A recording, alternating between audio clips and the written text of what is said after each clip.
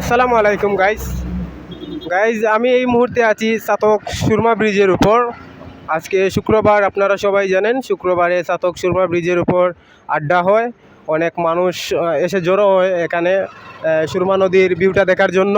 এখান থেকে চাতক লাভার্স দেখা যায়, চাতক সিমেন্ট কোম্পানিও দেখা যায়, আর খুবই কাছে আছে আমাদের আকিজ কোম্পানি। এখান থেকে ভালো একটা ভিউ পাওয়া যায়, যার জন্য সবাই এখানে আসে দেখার জন্য।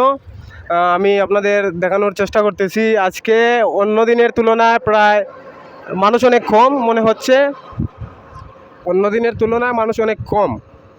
হয়তো মানুষ আসছে না আজকে রোদের জন্য। এখন কিন্তু আবহাওয়াটা যথেষ্ট ভালো আছে, আপনারা দেখতে পাচ্ছেন। অন্য দিনের তুলনায় মানুষ অনেকটাই কম। এখানে দেখতে পাচ্ছি একটা গুড়া আসছে, সম্ভবত উনি আসছিল, ভাবছিল আজকে হয়তো বেশি মানুষ আসবে, কিন্তু আজকে তেমন আসলে মানুষ নাই। আসলে ওনাকে এখন জিজ্ঞাসাবাদ করব যে উনি অন্য দিন আসলে কীভাবে মানে কতজন দর্শক পাইতো। আসসালামু আলাইকুম, কেমন আছেন? ভালো আছেন। আচ্ছা, আপনি তো দেখতেছি যে গুড়া নিয়ে আসছেন এখানে। জি, আচ্ছা, গুড়া নিয়ে আসছেন, আপনি মনে করেন যে অন্য দিনের তুলনায় আজকে কি দর্শক বেশি না কম? ভালো আছে। দর্শক ভালো আছে। গাইস, উনি বলতেছেন যে দর্শক আজকে মানে ভালোই আছে। তবে আচ্ছা, আপনি যে এখানে গুড়া নিয়ে আসেন, আপনার কি মানে 400-500 টাকা কি হয়? 400 হয়। 400-500 হয়। উনি বলতেছেন গাইস ওনার 400-500 টাকা হয়, 1000 টাকাও হয়। আচ্ছা, ঠিক আছে, ধন্যবাদ আপনাকে। জি আচ্ছা।